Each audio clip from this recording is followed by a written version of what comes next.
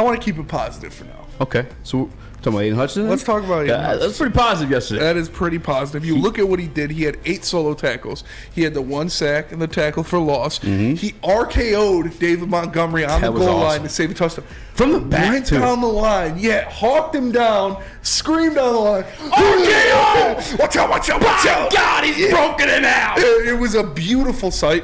Aidan Hutchinson is improving on a week-to-week basis. We talked about that with Jeff Okuda, and I talked about this weeks ago, that this is what I wanted to see. I wanted to see improvement. Yeah. I wanted to see players getting better week to week, making better decisions, making better reads. And what is Aidan Hutchinson doing?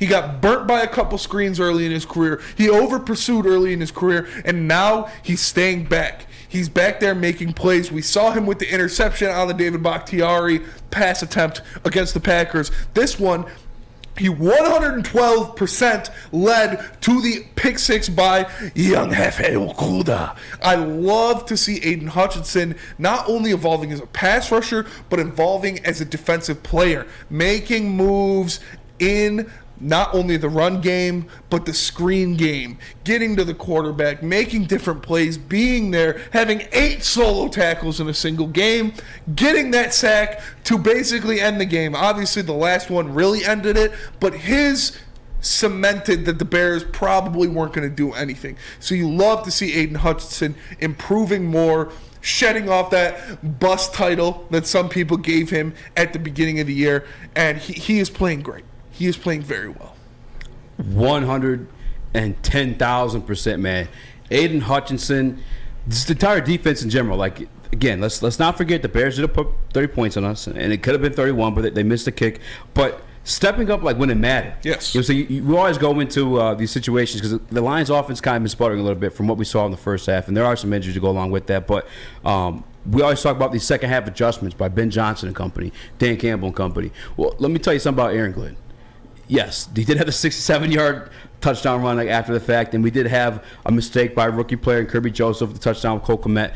But outside of that, again, when it mattered most, yes, these guys contained the edge. My guy Josh Pascal included, although he went out with a knee injury, and they got the job done. Mm-hmm. And as much as I do want to praise Aidan Hutchinson too, by the way, like hell of a performance. 8 solo tackles, like those 8. That's not a combined. That's 8 solo boys. Yes. One of them tackled for loss. That was the RKO. Yeah. Watch out! Watch out! Watch out! On David Montgomery. And then the sack that helped close out the game too. Like, yes. It's crazy. I spoke about it. I don't know if it was either last week or.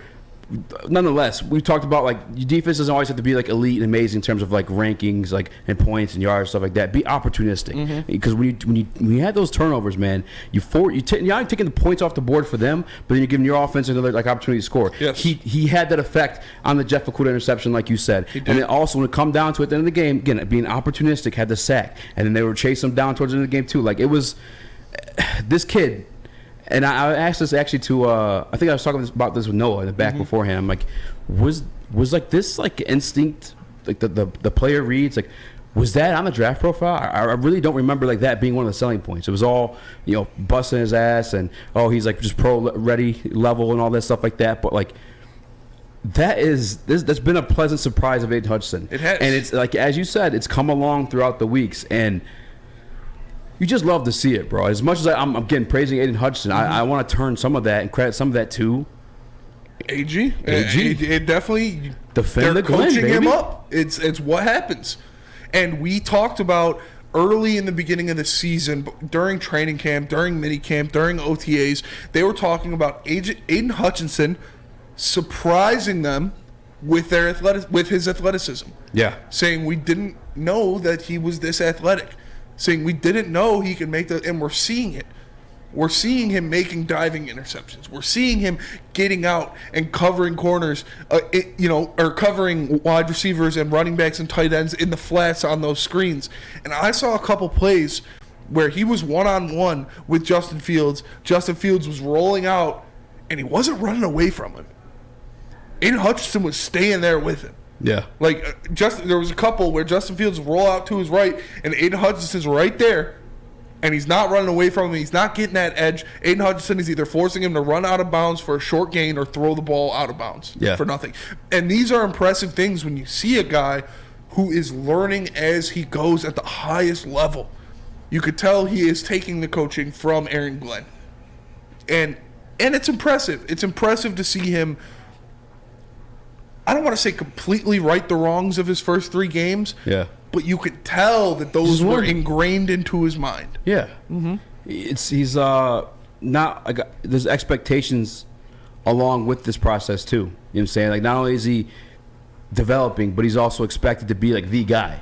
Not just like be number 2 pick, like, because our defense is so depleted of talent. Again, I mean, outside Josh Pascal, Quara showed up yesterday too, two sacks with him as well. But like, he's expected to be the guy, and he is that. Not only did like he get that sack on that 2nd down or 3rd down, whatever it was in the 4th quarter to help seal the game. Immediately after, what does he do? You saw him do the one little dance for a minute, but after that, you see him winding his hand up, reminding these guys, "Hey, the clock's running. We still got to go. They're about to rush, spike the ball again. They're trying to win. We got to finish this game out." Like, that's some good stuff you like to see, man. It really is. And like, I don't know what I truly expected out of him this year. I thought it was going to be more of like a slow start to his career. That's just how I felt personally, and I'm glad to have been wrong on that. I think Aidan Hutchinson has showed some growth, man. Like some big growth, some big time growth. 1 year, you know what I'm saying? So like, not even one in like 5 games. Mm-hmm. And it's going to be. He's going to be a staple for this Detroit Lions defense for a while. And you love, on top of like just being like talented, it come with hard work. You know what I'm saying? It wasn't like, and maybe a little bit, yeah, well, he's like 6'7", he's still a huge dude, but it comes off the tails of him busting his ass like to get there. He wasn't just like blessed with like, I don't know, I can't think of a name. Alden Smith. I feel like Alden Smith was one of those guys. He's kind of just Alden Smith born was a freak of nature. You know what I'm saying? Yeah. Like, this guy would get out of jail, come in, get 2 sacks. Yeah. Like, he was a monster. But like, to have like that guy who busts his ass as like your leader, it's a good cornerstone piece to have for that defense for years to come. Jeff Okudah too, by the way. Like, both those gentlemen, as like, hey, these are the best guys on the defense. Like, if you have questions in the field, like, look to these guys, and Tracy Walker probably one of those too. But like, again, people who bust their ass to have the little bit of success that they have. JB, what do you think about Aidan Hutchinson? I don't want to say a rival. He was supposed to be this, right? I mean, well, yeah, he was supposed to be this, and right now I'm proud of him, just the way that he performed out there on Sunday. I'll tell you right now that RKO around the back had me one of those Joe Rogan moments. I was like, oh, I was impressed. So like, my man is stepping up 110% in just that short amount of time that he's been out there. And I think we've got a very good young core defense right here that is just going to help us in years. Yes. You're seeing this young core of our defense. You see the makings of a building block of what could be a great defense in the future. You look at how they're getting it on every level now. And then 5 picks in the first, picks in the top 60 next year? Top 60? Yeah. You look at Aidan Hutchinson. You look at Jeff Okudah, Kirby Joseph, Malcolm Rodriguez. These guys are pieces that will hopefully be here for a long time to come and be the cornerstones of this Detroit Lions defense. 1,000%. And again, to AG, opening up and allowing to rush out that 2-point stance.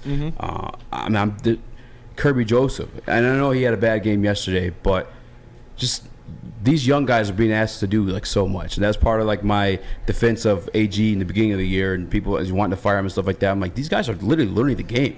And some of them aren't even supposed to be starting right now. Like, as much as I love Malcolm, like, you heard Cal Shepard. I don't want to start a 6th-round quarterback. Like a linebacker, I have to. And although he didn't play yesterday, Derek Barnes, a former 4th-round pick, had to step up. And I don't have his numbers in front of me, but I saw his number out there a couple times. You know what I'm saying? And like, and I honestly, I thought Derek Barnes would be a weapon in this game personally, just because of like his athleticism in terms of like having to stop like a running quarterback. And ultimately, yeah, the Bears did put up 30. But again, I spoke about it earlier in the segment. Derek Barnes had 2 tackles. 2 tackles. Yeah. Opportunistic. You need a defense to be opportunistic. If you come up and you show up in the right moments, like that's all you need a lot of times. I mean, you look at the Vikings situation yesterday, an overtime game. They got the interception to seal the deal. They got the fumble recovery in the end zone, and now that was a little bit more of a mistake on the Bills' part, but just awareness, the overall, like just what the Detroit Lions are. You're not counting yourself out, and you're always scrapping for it. And when you capitalize on them, what happens? It's the grit. We're actually seeing the grit materialize. 100%. We're seeing them take advantage of situations where they keep scrapping, they keep it close, and they make the plays when it counts to get themselves the victory. So